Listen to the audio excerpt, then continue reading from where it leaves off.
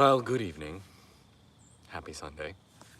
If we haven't met before, my name is Kaylin, and every Sunday evening I try to create a space for us to gather together and do some live meditation work. And since it was such a beautiful Sunday afternoon, evening, I thought I'd come outside and do meditation out here in the park.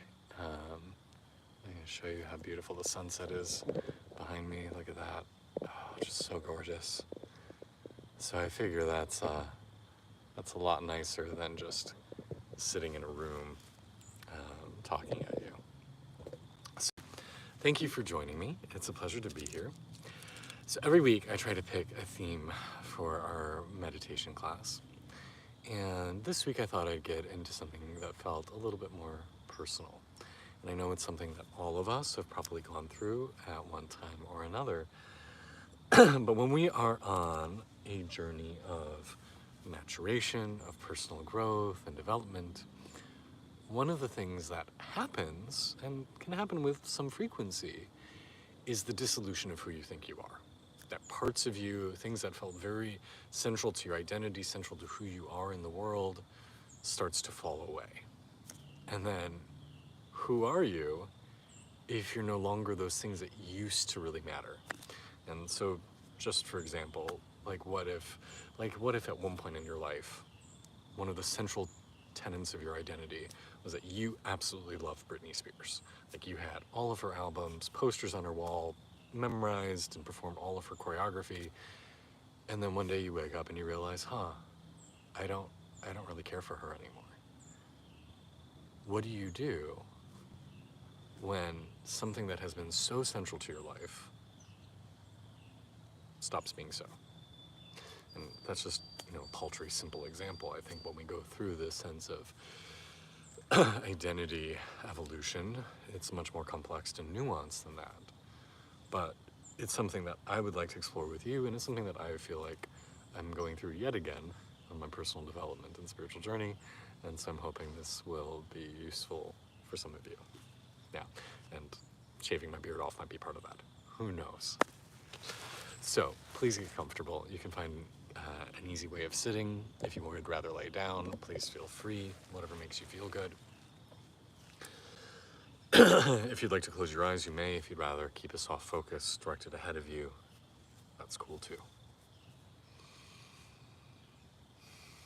And we usually start in our meditation practice with the breath, because the breath is the gateway to the higher self, to illuminated consciousness. So just take a breath and notice, how are you feeling? And what's going on for you?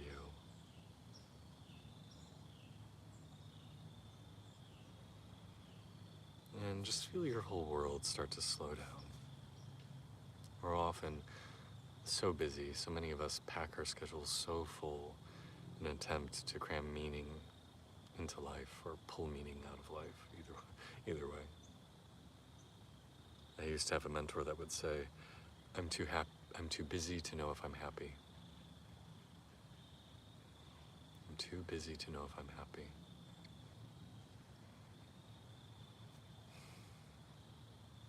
Give yourself the time, give yourself the space to feel something right now. To feel, how are you, where are you, what's going on for you.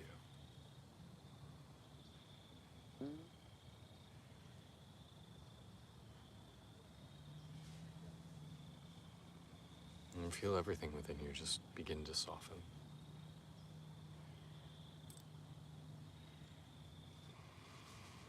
And with your exhale, feel yourself just melt a little.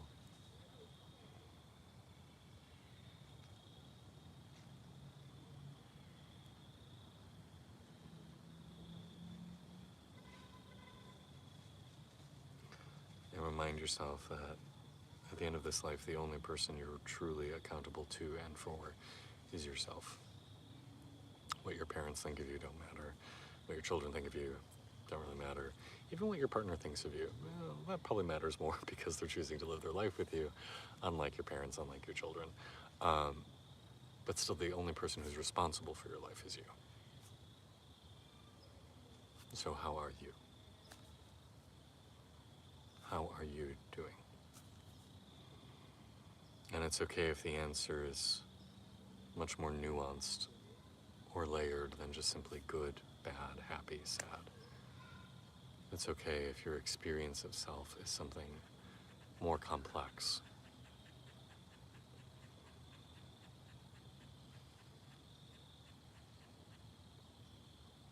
One of the things I've been observing a lot lately is how often we don't know how we're feeling. How often feelings will be brewing inside and we can't name them or describe them or do anything with them because we just know there's something in there, but I don't know what. And that's okay too. Something you hear me say again and again is wherever you are, it's okay. However you find yourself, it's okay. You are okay as you are.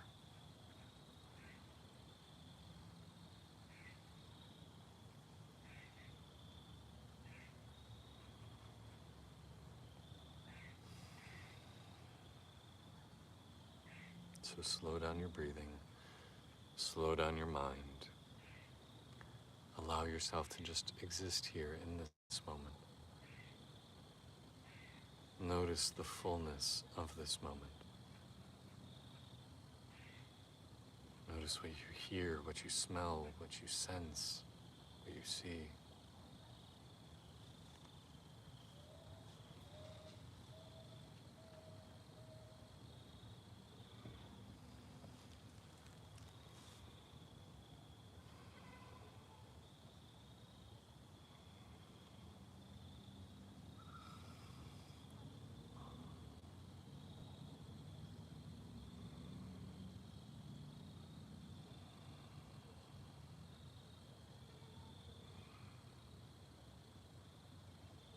To simply just be present to your experience is a profound meditation in and of itself. Well, it's not where we're going to stop today, but it's a good place to begin. You could stay with this the entire time.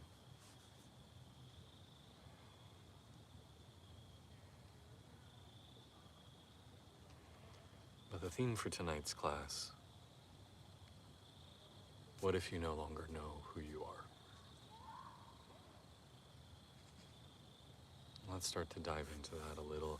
I am going to talk for a little bit, so your job is to really just try to stay in a state of surrender, a state of self-observation. Let the thoughts come and go as they will, but just try to be in your experience of yourself and your breath.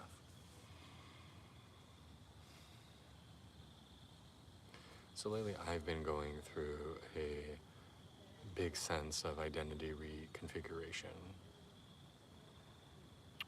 There have been parts of me that I've buried, hidden, denied, didn't want to face, that have, over the last few years, started to surface more, and more recently come much more to the forefront. Since you all watch my YouTube channel, you know that often one of the main topics we discuss is the merging of spirituality and sexuality and how those two things work beautifully together. But if you grew up anything like I did, sexuality was something that felt dangerous, taboo, scary. And so we talk a lot about that on this channel. For me, over the last year especially, I've really started to own my sexuality a lot more. I've become a lot more aware of the internal slut shaming I would consciously or subconsciously do, sometimes consciously, and all the judgment I would have about people who express their sexuality overtly. And at the same time, I would also really admire people who could do that. I would, even from a young kid, I admired like male strippers. I admired people who embodied sensuality, sexuality. But I also had a lot of judgment and a lot of fear about that. And over this past years, I've explored posting more explicit content about sexuality with my Twitter and my OnlyFans. it's really made me dig into that discomfort of what does it mean to be a confident, integrated human being who embraces their sexuality, who sees it as something playful and wonderful and beautiful and sacred. What does it mean to be naked on the internet unashamedly? And as I start letting go of all these things that I used to tell myself, all these things that used to like keep me really tightly boxed in and constrained and confined and frankly tense, so much of the qualities by which I define myself start to fall away. And then who I'm left with is somebody different than I'm used to being. And ultimately, I think this person is a lot freer, a lot less tense, a lot more joyful, a lot more authentic. But quite frankly, there's earlier iterations of me that would have had a lot of judgment about my current iteration. I would have had probably some admiration for me as I am now, but a lot of judgment, a lot of fear, a lot of angst. I'm sure there's people in my friend circle and my family, like I think my brother watches my YouTube videos, my father watches my YouTube videos, so I think they're fully aware of everything I do now, that might have some judgment about it. And especially when you're somebody who is a little righteous, like I have historically been. I've gotten better about it. But to say, I'm so pure, I'm so good, I'm so enlightened, because I deny those parts of myself. Because I don't give into banality, I don't give into my animalism, I don't give into yada yada yada. I'm good because I'm celibate. I'm good because I'm monogamous. I'm good because I do 4 hours of meditation in the morning. Frankly, that's bullshit.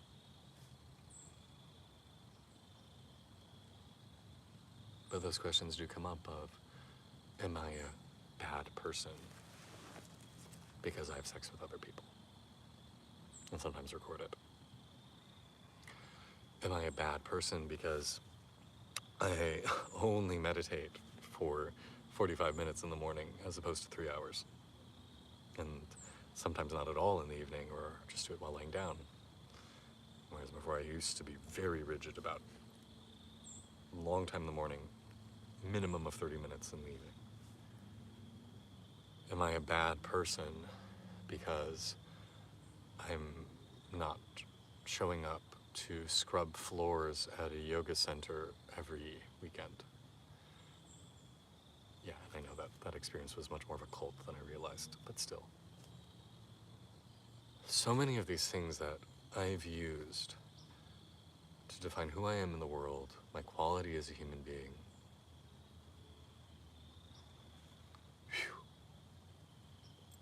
have fallen away. And even though I have consciously worked to move into this state, I've consciously chosen this life, I've worked my ass off to become a more liberated, a more open, a more compassionate, a more accepting, a less judgmental, a more free, a more sensual human being. There aren't times where it freaks me out. Like, who am I if I'm not this righteous zealot that says, this is good, this is bad, this is right, this is wrong. You have to do 500 repetitions of a mantra before you can get out of bed.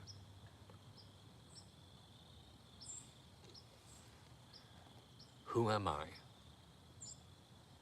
if all these demarcators that made me me have fallen away, and what is revealed is somebody that would have scared me at one time in my life? And even though I consciously choose it, and even though a part of me always wanted it, what is that like? And this experience is not unique. And it isn't necessarily happens in the way that I'm experiencing it.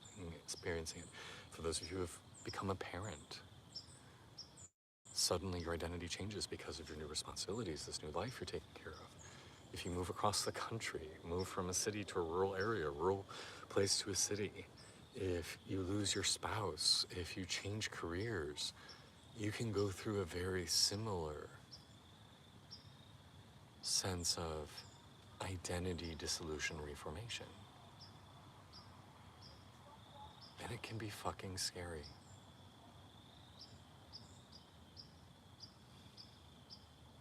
So if you're experiencing that, I invite you to take a deep breath with me right now.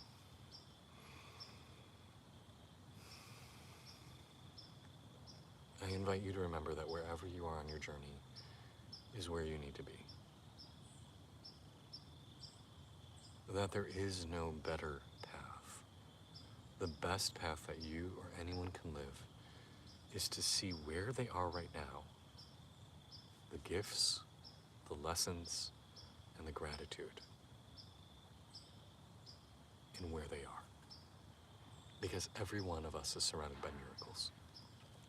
And there is no one right way to live. There's no right career, there's no right sexual behavior, there's no right form of practice or worship. We are all living our own unique journeys, and to live our path well and use the circumstances in which we find ourselves well and become more forgiving, more kind, more compassionate, more thoughtful, more relaxed, more powerful, more healed in those given circumstances is how we spiritually grow, how we mature as human beings. And so for me, dealing with all this around sexuality, dealing with all this around how do I exist in the world with other people, this is the arena in which I find myself. These are the questions that are being asked of me by what occurs in my daily life. That I have to wrangle with these things is part and parcel of the life I've been given. And so if you find yourself in the throes of not knowing who you are anymore, I just want to invite you to remember that it's okay. That to have the privilege to realize that who we are is something very much in flux that's always changing is a gift. Many people spend their whole lives thinking that they actually are the person that they think themselves to be, that they are the identity that has been constructed by their environments and their childhoods and their families. And to realize that you are something different, that who you are changes, is a gift. And to learn the boundaries and the fragility of identity is a gift. Because all of this, our bodies, our minds, our personalities, they're all beautiful shells. But we are something within those shells. And those shells will change from lifetime to lifetime, but also within a lifetime. And so to realize the temporalness of all of this, to realize the fragility of all of this and how all of it is truly but a game, an act, a performance, that is something profound. And even if every aspect of who you think you are falls away, the thing you'll never lose is your truth. That which is indelible, that which is irremovable from you, will always be there. And if you're doing your work correctly, if you're growing well, even if the person you're becoming is foreign or feels strange or even dangerous, if you are growing in compassion and kindness and freedom and love, then ultimately it will be a better person than you were before. You don't need to know where you're headed. You just need to say yes to the journey. Breathe, meditate, pray. Stay open to signs from the universe. And trust. And even if others don't understand who you become, even if your family or your friends separate from you, disown you, then you maybe just outgrew them. If somebody cannot hold the totality of your truth, then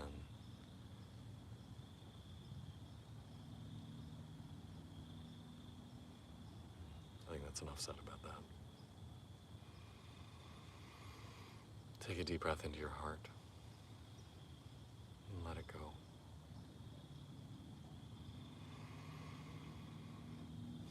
You are well.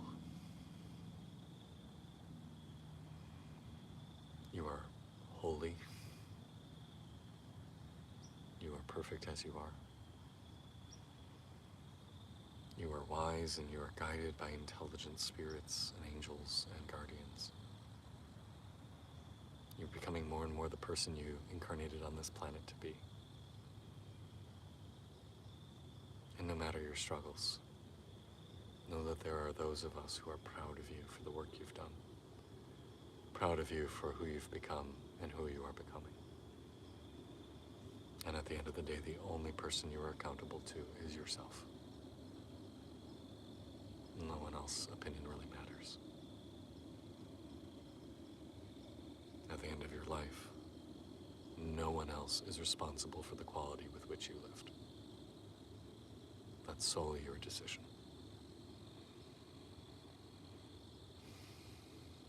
Take a deep breath. Let your heart open like a flower blooming. You are well. You are loved. And you are magical. You've got this.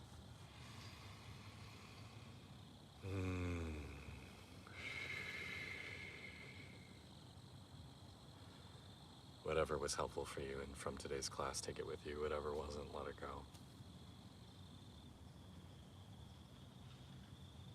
I want you to know how honored I am to get to share these moments with you, to walk with you for a few moments on your journey, and to encourage you and hearten you with this belief that you can have a wild, authentic, dazzling life. And your life might not make sense to a lot of people. You know, when I do what I do now, where I go from teaching meditation on YouTube to editing a video to posting a naked pic on Twitter or whatever, like, in some sense it doesn't make any sense. But I also trust that when I'm living in a way that feels authentic to me, that it will make sense in hindsight. Well, the sun has set. It's getting dark. We'll have daylight savings next week, so the sun will be back for a little bit longer. It's such a privilege to share this space with you. I hope you found this useful. If you did, please drop a comment or let me know. And always feel free to share this with anyone. Oh, you're so sweet. I don't know if that's true. I don't know if that's true. I definitely a believer that people get what they need when they need it, and I don't think 800,000 people are ready for me to talk about all this crazy shit.